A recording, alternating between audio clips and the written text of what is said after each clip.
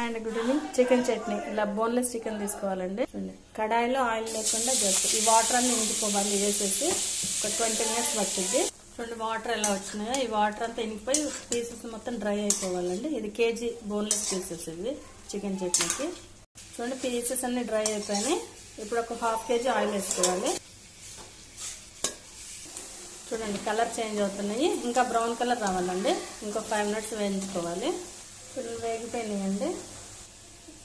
ఈ గంటతో 2 గంటలు అల్లం వెల్లుల్లి పేస్ట్ పచ్చివాసన పోయే వరకు వేయించుకోవాలి. చూడండి వేగిపోయిందండి.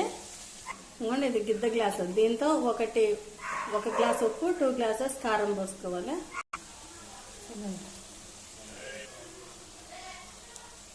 చూడండి ఇందులో వేయించుకున్న మెంతిపొడి అండి, 1.5 స్పూన్ మెంతిపొడి. చూడండి 2 నిమ్మకాయలు. చూడండి అయిపోయింది. స్టవ్ ఆఫ్ చేసి నిమ్మకాయ నీళ్ళు.